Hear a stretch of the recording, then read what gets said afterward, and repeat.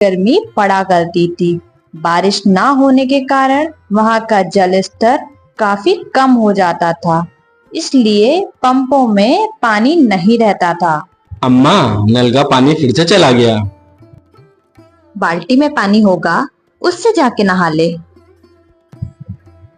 अरे अम्मा, यहाँ तो बाल्टी भी खाली है। अरे अभी आधे घंटे पहले जब नल में पानी आ रहा था तो मैंने बाल्टी भर कर रखी थी।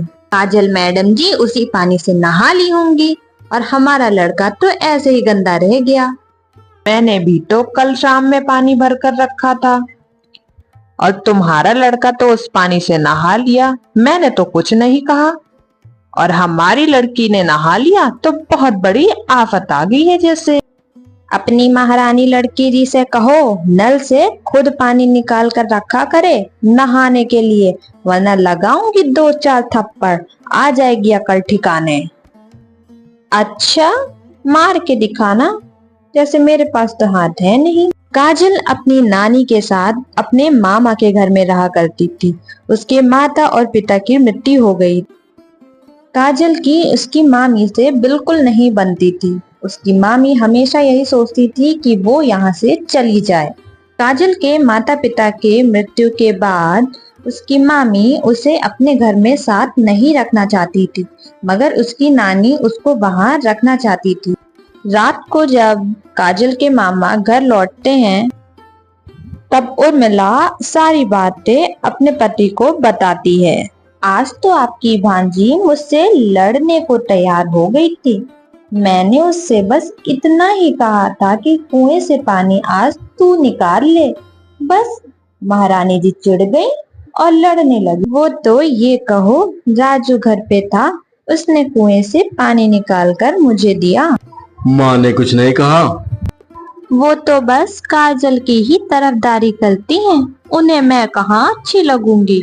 वो तो कहिए कि राजू घर पे था, उसने मुझे। इस तरह उर्मिला झूठ बोलकर अपने पति को गुस्सा दिला देती है। रामलाल गुस्से में अपनी माँ के कमरे में जाता है और अपनी माँ और भांजी के कपड़े सारे फेंक देता है बाहर। मामा, आप हमें घर से क्यों बाहर निकाल रहे हैं? तुम लोग यहाँ से बाहर निकलो और जहाँ जाना है वहाँ जाओ।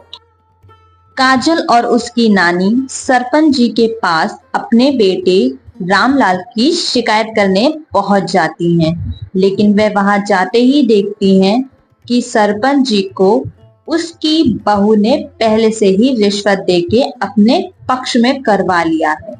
रामलाल और उर्मिला और उनका बेटा उन्हें धक्के मारकर घर से बाहर निकाल देते हैं। नानी, अब हम कहाँ जाएंगे? काजल बेटा, मैं तेरी मौसी यानी कि अपनी छोटी बेटी के घर चलते हैं। वो हमें जरूर मदद करेगी, हमें ऐसी हालत में देखेगी तो जरूर हमारा सहारा बनेगी। भरी दोपहरी में काजल की नानी धूप में चलते चलते गर्मी के कारण बेहोश हो जाती है। काजल इधर उधर पानी खोजने के लिए चली जाती है, लेकिन उसे कहीं भी पानी नहीं मिलता। आसपास सब का सब सूखा ही पड़ा था। वह कोशिश करती है कि उसे शायद ही कहीं पानी मिल जाए, लेकिन नहीं, उसे पानी तो कहीं दूर दूर तक नजर ही नहीं आ रहा था। लेकिन उसने हार नहीं मानी। वह और आगे बढ़ती चली गई जब तक उसे पानी का कोई स्रोत न दिखे। वह आगे गई तब उसने देखा, उसे एक कुआं दिखा। वह जल्दी से कुएं के पास पहुंच गई और जब कुएं में उसने झांक कर देखा तो उसमें तो पानी ही नहीं था, वह कुआं सूखा था। हार मानकर काजल अपनी नानी के पास आकर खड़ी हो गई। वह इंतजार में थी कि कोई राहगीर उसकी मदद करे। तभी एक लड़का वहां से गुजर रहा था। उसने जल्दी से जाकर उससे पूछा, सुनो, मेरी माँ को अस्पताल पहुंचा दो और बदले में तुम मुझसे ढेर सारा सोना ले लेना। देर बाद वो नौजवान काजल और उसकी नानी को हॉस्पिटल पर छोड़ ही देता है। अस्पताल में काजल की नानी का कुछ दिनों तक इलाज चलता रहता है और उसकी नानी ठीक हो जाती है। नानी जी, अब हमें मौसी के घर जाकर उन पर बोझ बनने की जरूरत नहीं है। हमारे पास एक जादुई कुआं है जिससे हीरे निकलते हैं। हम उन हीरो को बेचकर अपना गुजारा कर लिया करेंगे। काजल जल्दी से जाकर उस कुएं से हीरे निकालना शुरू कर देती है। अपनी जरूरत के मुताबिक उस कुएं से हीरे निकालती रहती है और उसे एक जगह इकट्ठा कर कर रख लेती है। उसके बाद काजल शहर में जाती है बाजार और वहां जाकर हीरो को बेच देती है और उसी हिसाब से पैसे अपने साथ ले आती है।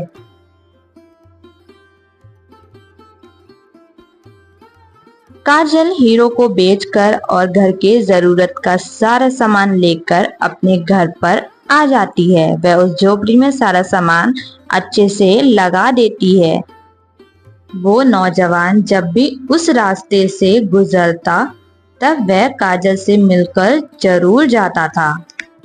एक दिन राजू ने काजल को बहुत सुंदर कपड़े पहने बाजार में उस नौजवान के साथ घूमते हुए देख लिया और देखकर वह तुरंत अपने घर पे अपने बापू से जाकर सारी की सारी बातें बता दी। जब वो लोग गांव के बाहर झोपड़ी में रह रहे हैं तो उनके पास इतने पैसे कहाँ से आए? मोहनलाल एक दिन काजल का चुपके से पीछा करता हुआ उसकी झोपड़ी तक आ पहुंचता है और पेड़ों के पीछे से चुप करके देखकर काजल को कुएं से हीरे निकालते हुए देख ही लेता है। ये सब देखने के बाद वह जल्दी जल्दी अपने घर की ओर निकल पड़ता है।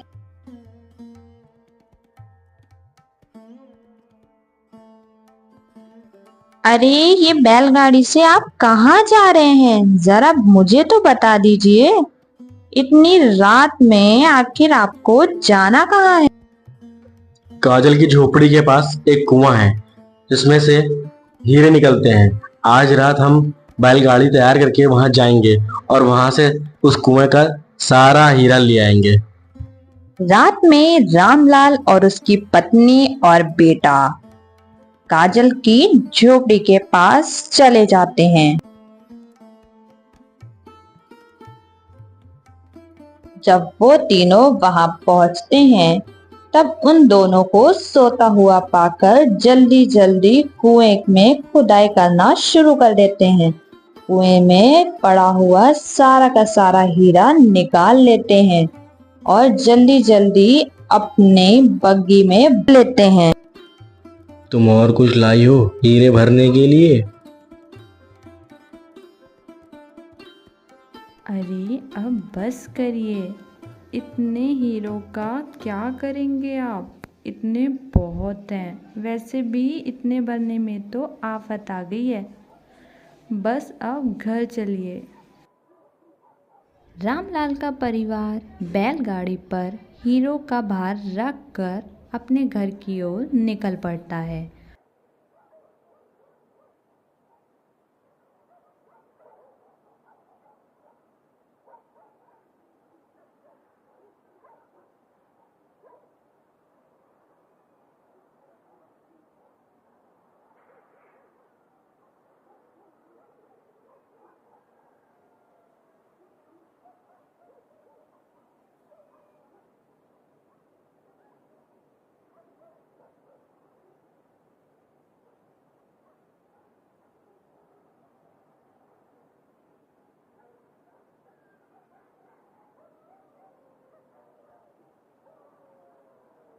रात में डाकुओं की टोली उसी रास्ते से गुजर रही होती है। उन डाकुओं की नज़र मोहनलाल के परिवार के ऊपर पड़ती है और वह उनके परिवार को मारकर उनका चुराया हुआ सोना वो चुरा कर ले जाते हैं।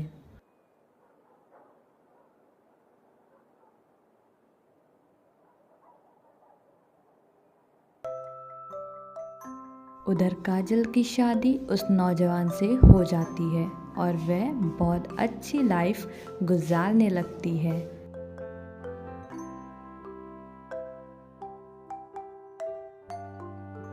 किसी ने सच ही कहा है, बुरे कर्मों का फल बुरा ही होता है।